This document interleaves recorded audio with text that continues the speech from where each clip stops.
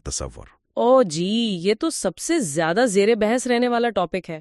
کیونکہ آج کل کے مباحثوں میں، میڈیا میں سب سے زیادہ اعتراضات اور تنقید اسی ایک پہلو پر ہوتی ہے. اسے اکثر آزادی سلب کرنے کا آلہ یا مظلومیت کی نشانی کہہ کر پیش کیا جاتا ہے. اور اس اعتراض کو سمجھنا بہت ضروری ہے. جیسا کہ ہم نے اس تفصیلی جائزے کے بالکل آغاز میں ذکر کیا تھا، سورۃ النور کی آیت 30 کا جو حوالہ اس دستاویز میں دیا گیا ہے وہ اس بحث کا رخ ہی بدل دیتا ہے. وہ کیسے رخ بدلتا ہے؟ یہ قانون اس طرح یک طرفہ نہیں ہے جیسا اسے عموماً پیش کیا جاتا ہے. اس آیت میں واضح طور پر سب سے پہلے مردوں کو مخاطب کیا گیا ہے کہ وہ اپنی نگاہیں نیچی رکھیں، یعنی غض بصر کریں اور اپنی حیا کی حفاظت کریں. تو اس کا سیدھا سا مطلب ہے کہ سارا بوجھ صرف عورت کے لباس پر نہیں ڈالا گیا، بلکہ معاشرے کے ہر فرد کو ذمہ دار ٹھہرایا گیا ہے، خاص طور پر مرد کو. جی ہاں، اور اس کے بعد عورتوں کو پردے کا حکم دیا گیا ہے.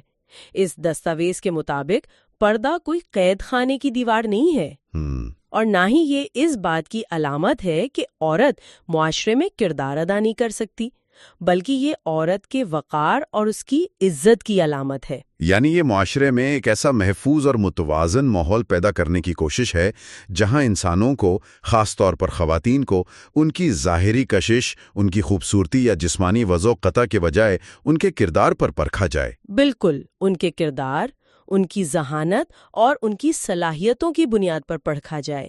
یہ دراصل اسے محض ایک آبجیکٹ یا کشش کی چیز بننے سے بچاتا ہے. یہ ایک بہت ہی طاقتور کانسیپٹ ہے کہ آپ کی پہچان آپ کا دماغ اور کردار ہے، آپ کی ظاہری شکل نہیں. لیکن یہ سب ایک بہت بڑا سوال کھڑا کرتا ہے. وہ کیا؟ اگر یہ سب اتنا ہی متوازن، خوبصورت اور عزت دینے والا ہے اور تاریخی اعتبار سے اتنا شاندار ہے، تو پھر اسلام پر اور خاص طور پر عورت کے حقوق کے حوالے سے دنیا بھر میں اتنے اعتراضات کیوں ہوتے ہیں؟ اتنا شور کیوں مچتا ہے؟ ہاں، یہ ایک بہت لاجیکل سوال ہے. خوش قسمتی سے اس دستاویز نے ان اعتراضات کی اصل وجوہات کو بھی ایڈریس کیا ہے. ذرائع نے اس کی 3 بہت واضح اور منطقی وجوہات بیان کی ہیں. اور ان وجوہات کو سمجھے بغیر ہم اس پوری بحث کا نچوڑ نہیں نکال سکتے. پہلی وجہ جو اس دستاویز میں بتائی گئی ہے وہ یہ ہے کہ لوگ اکثر اپنے مقامی ثقافتی اور روایتی رویوں کو غلطی سے اسلام سمجھ لیتے ہیں. کلچر کو مذہب سمجھ لیتے ہیں. جی، دنیا کے مختلف حصوں میں صدیوں پرانی قبائلی یا مقامی روایات ہیں جو عورتوں کو دبا کر رکھتی ہیں. جب لوگ ان روایات پر عمل کرتے ہیں تو وہ اس پر مذہب کا ٹھپا لگا دیتے ہیں. ہاں، جیسے غیرت کے نام پر قتل یا لڑکیوں کو وراثت سے محروم کرنے کے لیے ان کی شادی قرآن سے کر دینا یا انہیں تعلیم حاصل کرنے سے روکنا. یہ سب خالصتاً کلچرل چیزیں ہیں جن کا مذہب سے کوئی تعلق نہیں، لیکن بدنامی مذہب کے حصے میں آتی ہے. بالکل ایسا ہی ہے. اور دوسری اہم وجہ کچھ مسلم معاشروں کی اپنی فاش غلطیاں اور عملی کوتاہیاں ہیں. مطلب پریکٹیکل خامیاں. جی، جب ان معاشروں میں عملی طور پر عورت پر ظلم ہوتا ہے، اسے اس کے بنیادی حقوق جو خود اسلام نے دیے ہیں ان سے محروم رکھا جاتا ہے، تو باہر سے دیکھنے والے ناقدین اس ظلم کو مذہب کے خاتے میں ڈال دیتے ہیں. حالانکہ وہ عمل خود اسلام کی اصل تعلیمات، ان قرآنی نصوص اور احادیث کے خلاف ہوتا ہے جن کا ہم نے ابھی ذکر کیا. ایگزیکٹلی. اور تیسری وجہ جو اس تحریر میں نمایاں کی گئی ہے وہ مجھے ذاتی طور پر ایک بہت بڑا فکری مسئلہ لگتا ہے. وہ کون سی وجہ ہے؟ وہ یہ ہے کہ اسلامی قوانین اور اقدار کو خالصتاً مغربی پیمانوں اور ان کے کلچرل معیارات پر پرکھنے کی کوشش کی جاتی ہے. اچھا، یعنی مغرب نے جو آزادی کا ایک مخصوص تصور بنا لیا ہے وہ اسی کو فائنل بینچ مارک سمجھتے ہیں، اور جو چیز اس پر پوری نہ اترے اسے ظلم قرار دے دیتے ہیں. بالکل. یہاں ایک تنقیدی سوچ کا استعمال بہت ضروری ہو جاتا ہے. یہ دیکھنا لازمی ہے کہ اصل تعلیمات کیا ہیں اور آج کا معاشرتی بگاڑ کیا ہے. صحیح. اگر ہم کلچر کی برائیوں، لوگوں کی ذاتی جہالت اور مذہب کی اصل اور خالص تعلیمات کو آپس میں گڈ مٹ کر دیں گے تو ہم کبھی بھی حقائق پر مبنی درست نتیجے تک نہیں پہنچ پائیں گے. یہ فرق کرنا واقعی بہت ضروری ہے. ہم اکثر معاشرے کی غلطیوں کی سزا ان اصولوں کو دے رہے ہوتے ہیں جو دراصل ان غلطیوں کو سدھارنے کے لیے آئے تھے. اس ساری بحث کو ایک جگہ جمع کرتے ہوئے مجھے اس دستاویز کا وہ حصہ بہت متاثر کن لگا جہاں اس تمام بحث کا نچوڑ پیش کرتے ہوئے عورت کے 4 انتہائی معزز روپ بیان کیے گئے ہیں. جی، وہ حصہ بہت خوبصورتی سے لکھا گیا ہے۔ یہ چاروں روپ مل کر بتاتے ہیں کہ ایک معاشرے میں عورت کن کن حیثیتوں سے اپنا مقام بناتی ہے۔ پہلا روپ ایک ماں کا ہے، اور اس کی عظمت یہ بتائی گئی ہے کہ اس کے قدموں تلے جنت رکھ کر اسے جنت کا راستہ اور انتہائی قابل احترام ہستی بنا دیا گیا ہے۔ اور دوسرا روپ ایک بیٹی کا ہے، جسے ہم نے پہلے بھی ڈسکس کیا کہ اسے بوجھ یا پریشانی کے بجائے گھر میں رحمت قرار دیا گیا ہے۔ بالکل۔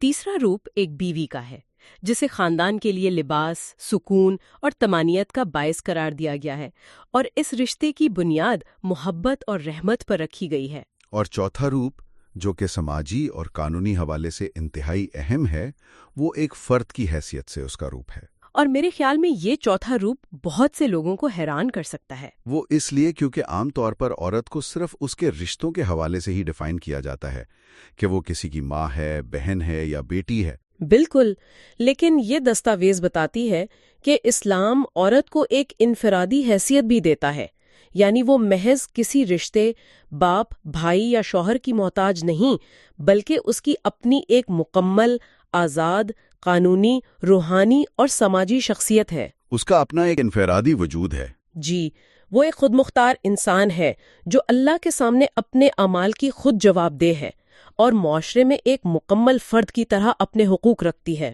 یہ چاروں روپ مل کر ایک ایسی مکمل تصویر بناتے ہیں جو کسی بھی زاویے سے مظلومیت یا محکومی کی نہیں، بلکہ انتہائی عزت، تکریم، آزادی اور اختیار کی تصویر ہے۔ اس تمام گفتگو اور ہمیں فراہم کردہ اس تفصیلی دستاویز کا اگر بغور اور غیر جانبدارانہ مطالعہ کیا جائے تو یہی حتمی نتیجہ نکلتا ہے کہ اسلام اپنے اصل جوہر اور تعلیمات میں عورت کا مخالف نہیں ہے۔ بالکل بھی نہیں۔ اس کے برعکس یہ عورت کی حرمت، اس کی حفاظت اور اس کی عزت و تکریم کو یقینی بنانے کا ایک مکمل اور جامع نظام ہے۔ اس نے اس وقت عورت کو حقوق دیے جب دنیا میں اس کا کوئی تصور تک نہیں تھا۔ آتے ہیں، یہ جاننا سب سننے والوں کے لیے انتہائی اہم ہے۔ اگر آج دنیا کے کسی بھی کونے میں، کسی بھی گھر یا معاشرے میں عورت پر ظلم ہو رہا ہے، اسے تعلیم سے روکا جا رہا ہے یا اسے اس کے بنیادی حقوق سے محروم رکھا جا رہا ہے، تو فراہم کردہ دلائل کی روشنی میں وہ اسلام کی تعلیمات کا حصہ ہرگز نہیں ہے۔ وہ سراسر کلچر اور جہالت ہے۔ جی، در حقیقت وہ ان روشن اور واضح اصولوں سے انحراف، جہالت اور دوری کا نتیجہ ہے۔ ہم اکثر بیماری کو دوائی سمجھنے کی غلطی کر بیٹھتے ہیں۔ اور اس موڑ پر، اس تمام حقائق پر مبنی جائزے کے بعد، یہ ساری صورتحال ایک بہت ہی اہم اور گہرا سوال چھوڑ جاتی ہے۔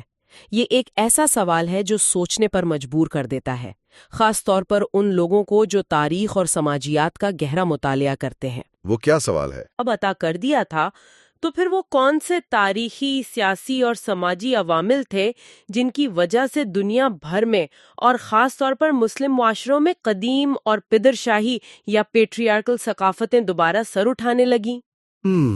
یہ تو بہت گہری بات ہے۔ انہوں نے آہستہ آہستہ ان روشن، واضح اور مساوی قرآنی احکامات کو اپنے روایتی سائے تلے کیسے دھندلا دیا؟ کیا آج بھی مذہب کے نام پر دراصل ان پرانی، جابرانہ اور بوسیدہ ثقافتوں کی ہی پیروی تو نہیں کی جا رہی؟ یہ واقعی ایک ایسا سوال ہے جو مزید غور و فکر اور ذاتی تحقیق کا تقاضا کرتا ہے۔ یہ ہمیں اس بات پر مجبور کرتا ہے کہ ہم اپنے ارد گرد کے رویوں کو پرکھیں اور دیکھیں کہ کیا وہ واقعی اصولوں پر مبنی ہیں یا محض فرسودہ روایات۔ حقائق کا جاننا، انہیں سمجھنا اور پھر ان پر سوال اٹھانا ہی سیکھنے کا اصل عمل ہے۔ اس تفصیلی جائزے میں آج کے لیے بس اتنا ہی۔ یہ ایک ایسا نقطہ ہے جسے ہم سوچ بچار اور تلاش حق کے لیے اوپن چھوڑ رہے ہیں۔